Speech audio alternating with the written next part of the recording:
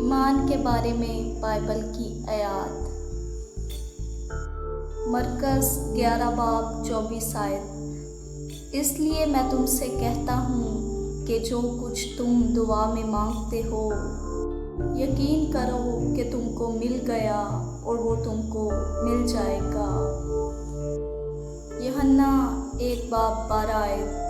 लेकिन जितनों ने उसे कबूल किया, उसने उन्हें खुदा के फर्जंद बनने का हक बख्शा, यानी उन्हें जो उसके नाम पर ईमान लाते हैं। मरकज़ 9 बाब 23 आयत। यीशु ने उससे कहा, क्या अगर तू कर सकता है? जो इत्काद रखता है उसके लिए सब कुछ हो सकता है। दूसरा तीमुथियुस 4 बाब 7 आयत। मैं अच्छी कुश्ती लड़ चुका, मैंने दौड़ को ख़त्म कर लिया, मैंने ईमान को महफूज रखा। रोमियो 10 बाब 17 आयत।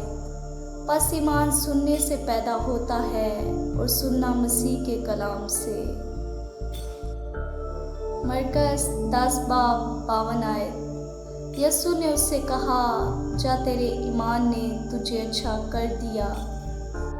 वो फील फोर बीना हो गया और राह में उसके पीछे हो लिया। लूका 1 बाब 37 आयत। क्योंकि जो कौल खुदा की तरफ से है वो हरगिज़ बेतासीर ना होगा। फिलिप्पियों 4 बाब 13 आयत। जो मुझे ताकत बख्शता है उसमें मैं सब कुछ कर सकता हूँ। दूसरा कुरिन्थियों 5 बाब 7 आयत।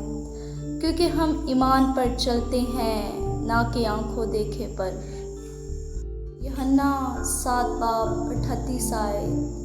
जो मुझ पर ईमान लाएगा उसके अंदर से, जैसा कि किताब मुक़द्दस में आया है, जिंदगी के पानी की नदियाँ जारी होंगी। आमीन। हमारे चैनल को सब्सक्राइब करें। नई वीडियोस के लिए शुक्रिया।